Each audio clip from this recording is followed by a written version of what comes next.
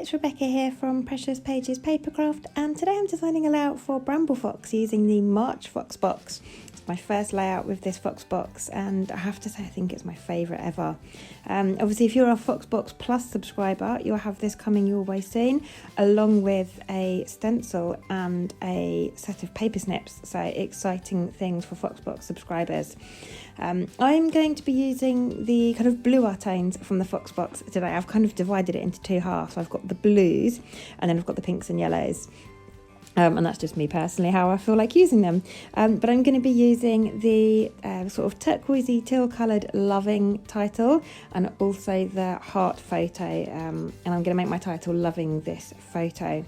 So I've got a picture here of my little boy and the Needles lighthouse in the background on the Isle of Wight, and we'd gone on a boat trip out to see the lighthouse. So obviously I've pulled out Simple Vintage Seas collection from last year. It's one of my favourite ever collections, if not my favourite collection. I just think it's stunning. So I'm sticking to the blues and reds for this page. So I had some offcuts of patterned papers in with the collection. I'd made a layout previously using some triangles, and I'd cut them from squares and then cut them in half diagonally. So I had loads of triangle bits left. So I cut a big blue part. It has kind of like a map on it, which kind of reminded me of all things nautical. So I've used that as like my anchor on the background, and I've put a strip with a torn edge of red and white paper, and that kind of reminds me of like fisherman's net. It might even be called that. And I've put that in front of it, and then with these triangles I'm just placing them underneath and behind, kind of staggered, so they almost look like corners sticking out. No rhyme or reason to it really. I just thought it shows a little bit of the paper without going too mad and having lots on show, because I didn't want it to be too busy. And it almost looks like I've got layers of squared pattern papers or rectangular papers kind of staggered behind it. And I'm going for a red and blue at the top and then a red and blue at the bottom, just trying to spread the colours around a bit. Obviously got a lovely lighthouse over to the left there, kind of resembles the Needles. Maybe I should have cut the top off, that black part, because the Needles has got a flat top. I think it's got a helipad on it. But yes, I've got a lovely lighthouse over to the left, and I've fussy cut a ship's wheel for the right. I think it says let's set sail, and I end up moving that in the end and placing some other bits over on the right. But I wanted to get some lighthouses and some kind of sailing items on the page because we were on a boat when this photo was taken. And this page is coming together pretty quickly. I was quite happy with the way things were sitting, so I'm going to go ahead and start sticking things down. It's a very quick layout for me indeed. So I'm sticking all the patterned papers flat using double-sided tape, and then as always I'm going to raise my photo up with some foam. I like to keep it the focal point of the page, and I find that having it raised up and standing above everything else on the page really helps with that. And I'm really loving how this is looking, and I love how the colours in the papers and ephemera are matching my photo. So now with my photo, I want to add a white border to it just to help it pop from the background a bit and stand out a bit. I always like to have a white frame on my photos. I could add it at the time of printing, but then I'd have to make my photo smaller.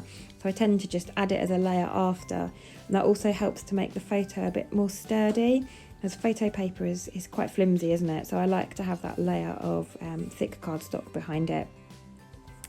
And then because I'm using the Loving title from the Fox box and it's a kind of turquoisey colour, I wanted to bring a bit more of that colour into my layout. So I've got that wavy patterned paper down the bottom there that's got that colour in, but I wanted just a little hint more. So I've pulled out one of the papers with that colour in, and I've added a layer behind my photo. And I've gone around and distressed all the edges of these patterned papers just for a bit of texture. I always love a distressed edge. It's probably one of my favourite things to do on a scrapbooking page. So all those edges have been distressed, including the one around my photo. And now I'm just going to go through the collection and pull out a few bits and see where I want to stick them. But before I do that, I want to get my title into place, because those two perspectives, they're not massive, but they are larger than a lot of the things that are going to go on this page.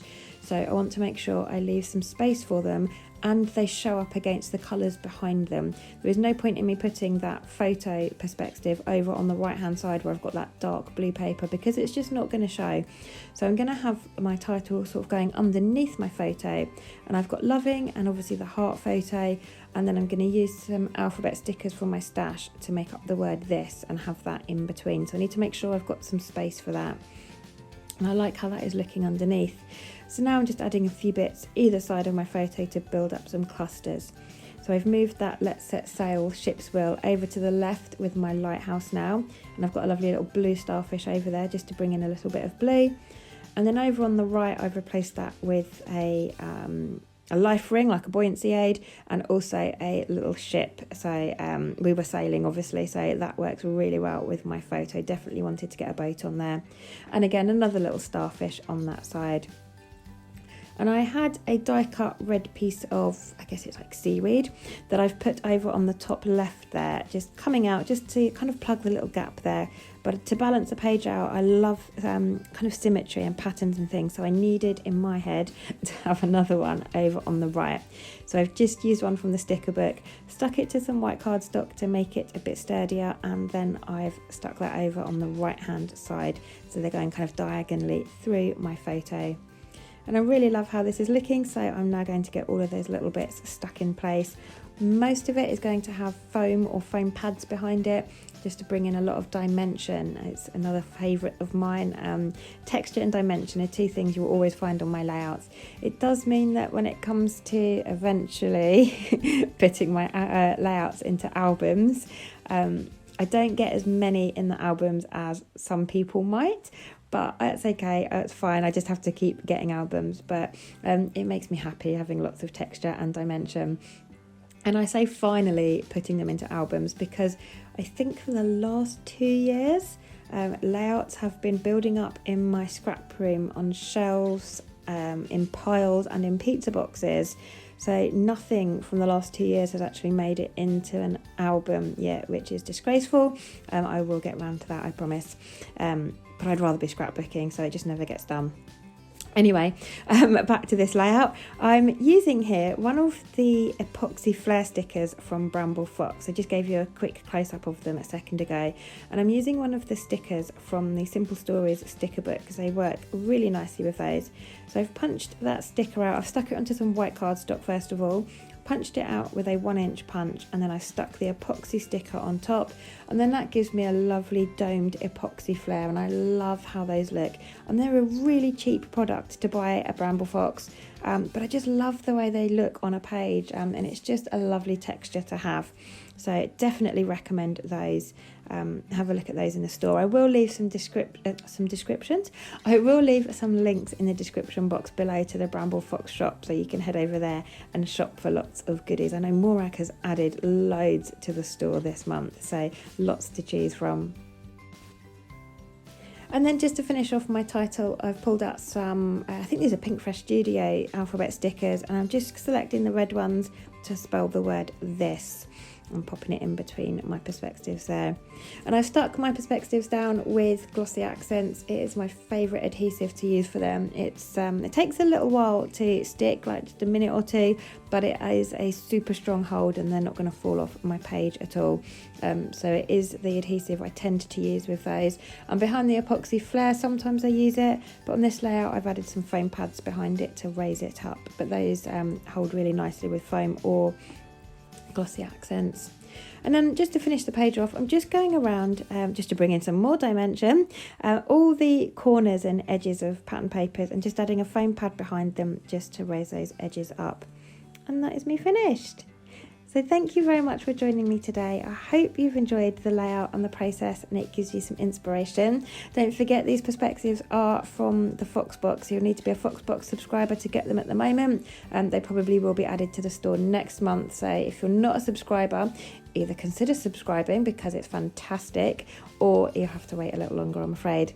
But thank you for joining me. Like I said, there will be some links in the description box below for you to our store, to the Foxbox subscription page, and also to our Facebook group. If you're not a member, do head on over to Facebook and join. There's loads of inspiration there from the design team, from our members and our customers, sneak peeks of products coming up, and also our monthly challenge. So that link will be below as well.